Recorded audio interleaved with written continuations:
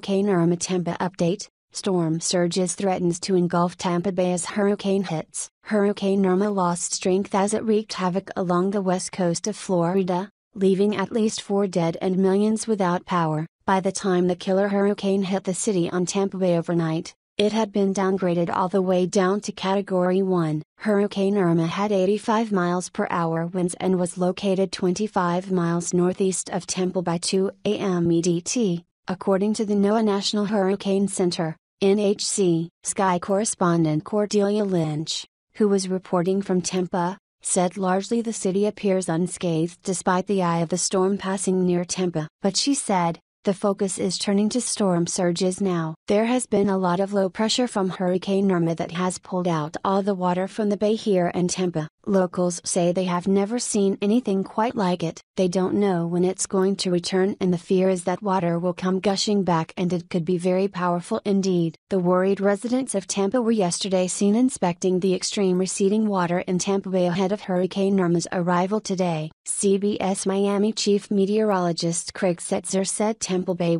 had been emptied by the persistent northeast wind blowing the water out. He said, as the storm continues to move the north, the wind will start to come around to the north, and then northwest, and then eventually west and southwest. So that water is gonna come rushing in. A storm surge warning covers Tampa Bay and other coastal areas in Florida, but hurricane warnings have now been discontinued. The NHC warned, the combination of a dangerous storm surge and the tide will cause normally dry areas near the coast to be flooded by rising waters moving inland from the shoreline. The water is expected to reach up to 2 to 4 feet in Tampa Bay if the peak storm surge happens at the same time as high tide. The 8 a.m. EDT update, from the NHC, said that Irma had been downgraded to a tropical storm and was located 105 miles, 170 kilometers, from Tampa. Ms. Lynch, from Sky, said, Tampa did escape the worst-case scenario. Analysts had said that this was the most vulnerable city in the event of a major hurricane hitting.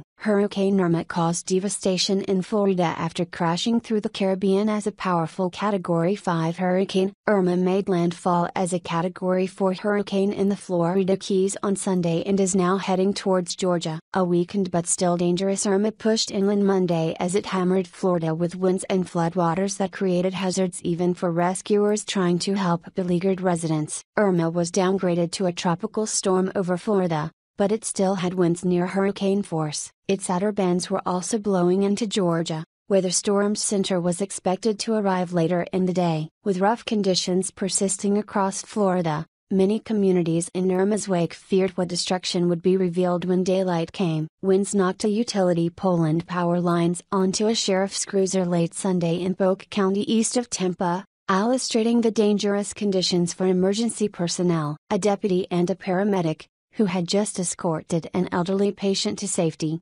were trapped for 2 hours until a crew could free them. Both were unhurt, and more than 120 homes were being evacuated early Monday in Orange County, just outside the city of Orlando, as floodwaters started to pour in. Firefighters and the National Guard were going door to door and using boats to ferry families to safety. A few miles away, 30 others had to be evacuated when a 60-foot sinkhole opened up under an apartment building. No injuries were reported in either case. In Reddington Shores west of Tampa, attorney Carl Roberts spent a sleepless night riding out Irma in his 17th-floor beachfront condo. After losing power late Sunday, he made it through the worst of the storm shaken but unhurt. The hurricane wind slashed the shutters violently throughout the night, he wrote in a text message, making sleep impossible. As morning broke, he couldn't open the electric shutters to see outside. It's so dark in here, he said. Nearly 4.5 million homes and businesses across Florida lost power,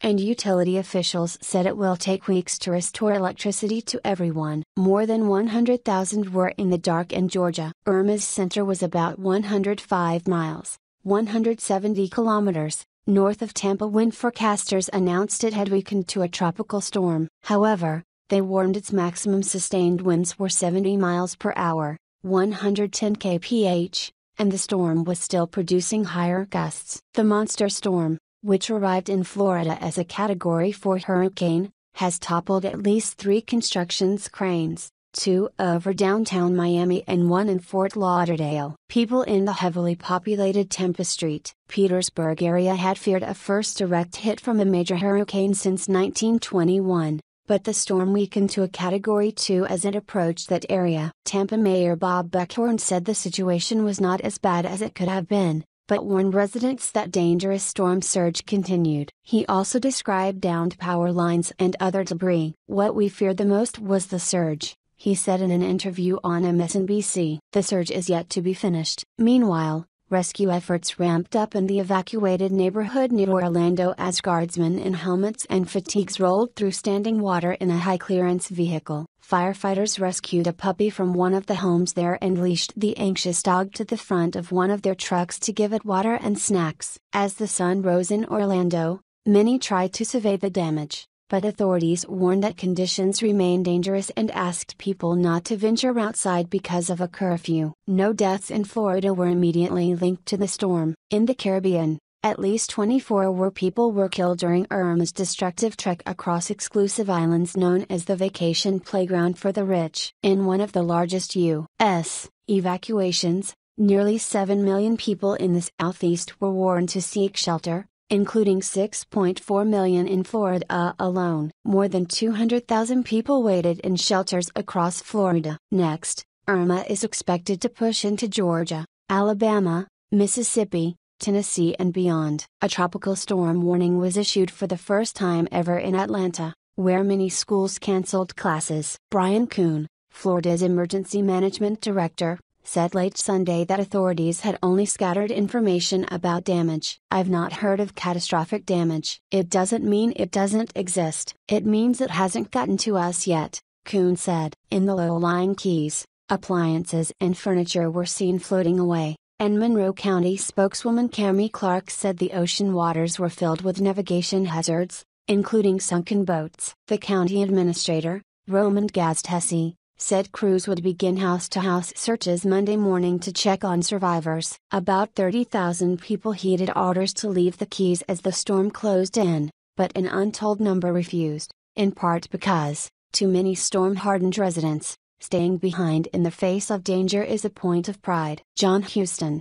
who stayed in his Key Largo home, watched his yard flood even before the arrival of high tide. Small boats floating down the street next to furniture and refrigerators. "Very noisy," he said by text message. "Shingles are coming off." Irma once was the most powerful hurricane ever recorded in the open Atlantic, a Category 5 with a peak wind speed of 185 miles per hour, 300 kph. For days, forecasters had warned Irma was taking dead aim at Florida. Irma made landfall as a Category 4 hurricane Sunday morning at Cudjoe Key, not far from Key West. It then rounded Florida's southwestern corner and hugged the coast closely as it pushed north. Hurricane Irma is weakening as it moves up and inland over the Floridian peninsula, national forecasters say. Now a Category 1 hurricane, Irma's maximum sustained winds decreased to 75 miles per hour, and it is expected to degrade to a tropical storm Monday morning,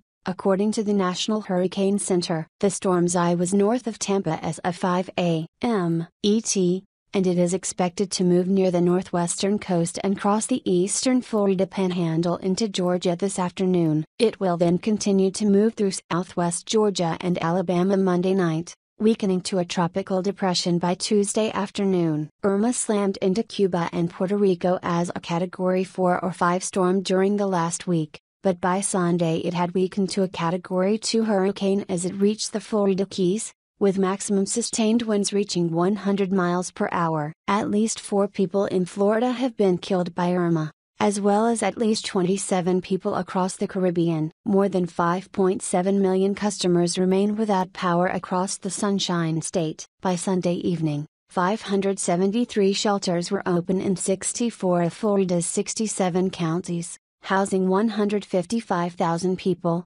according to local officials. Late Sunday, President Donald Trump signed a disaster declaration to speed up federal funding to damaged areas of Florida. Meanwhile, in the Caribbean, islanders have reported a general disintegration of law and order over the weekend as survivors search for food and water amid shortages. "All the food is gone now," Jacques Charbonner, a 63-year-old resident of St. Martin, told the New York Times on Sunday. People are fighting in the streets for what is left. Irma isn't finished wreaking havoc, though. The National Hurricane Center warned people to stay away from the receding shorelines, a phenomenon known as a negative surge, as the water will return in the form of storm surges up to 6 feet along Florida's west coast. Hurricane Irma hit Florida with brutal force. After making landfall on Sunday, the huge storm remained a Category 1 hurricane as it moved over the state's northwest Monday, before finally being downgraded to a tropical storm at 8 a.m. ET.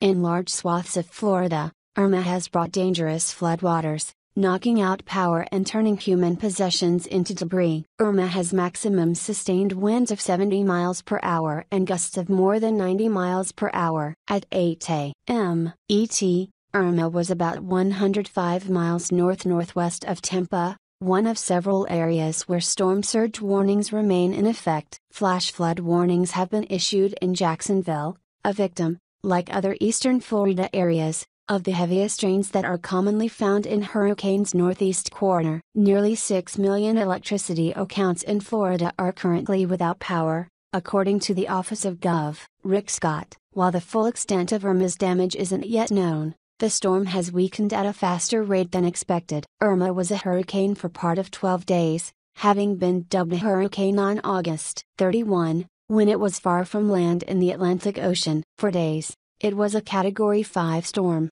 wreaking havoc in the Caribbean, where recovery efforts are still underway. On Monday morning, the storm brought storm surge risks as high as 4 to 6 feet above normal water levels in parts of Florida. Irma was also extending hurricane force winds outward up to 60 miles from its center and tropical storm force winds outward for up to 415 miles. The National Hurricane Center says the perilous storm and the massive evacuation it sparked were reflected in an unusual scene in Florida early Monday, when the state's skies were empty of airliners. A screenshot taken by journalist Sam Sweeney shows, as he wrote, "Not a single airplane over the state of Florida." Irma is moving north-northwest at nearly 18 miles per hour, a motion that's expected to continue through Tuesday. The storm center is forecast to move near the Florida Peninsula's northwestern coast and cross the eastern Florida Panhandle into southern Georgia Monday afternoon. It will then move through southwestern Georgia and eastern Alabama through the night and into Tuesday. When it arrived in Florida,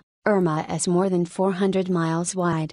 The storm remains huge. Consider that when it made landfall at the bottom of Florida's peninsula on Sunday, Irma's thick bands of rain were already drenching parts of northern Florida and southern Georgia. Hurricane Irma made landfall twice in Florida Sunday, smacking into the Florida Keys as a Category 4 storm before moving over water and hitting Marco Island as a Category 3 on Florida's southwest coast. As the sun rose Monday, many Floridians anxiously awaited their first chance to assess the damage wrought by the hurricane, either inspecting their houses and neighborhoods for themselves or contacting those who stayed behind. People in the hurricane's path are using a Facebook group to check in and mark themselves as safe, with nearly 400,000 people in the group as of Monday morning, offering peace of mind to loved ones and giving a hint at this storm's reach. Members of the group also used it to commiserate, share tips, and vent their feelings about Irma. As the sun rose Monday,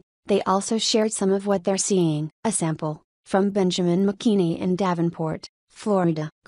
Walked around to check out my yard. The neighbor's screen patio was torn off and is laying in the street. The stop sign on the corner is missing. The neighbor behind us fence is down. We're missing some pieces from our roof overhang. Our bougainvillea bush was uprooted and pulled our fence out. Nothing too crazy. In Key West, the far-flung island lost power and phone connections. But some news began to emerge from Key West late Sunday night. Photographer Rob O'Neill relayed an account of damage, highlighted by flooding, and downed trees and utility poles. Some buildings had also lost their rooftops. Counted 10-20 utility lines and 20 trees down in Old Town. Downed trees and tree limbs scattered throughout KW. Counted at least 100 ppl walking around outside after Rye Wall passed, O'Neill wrote.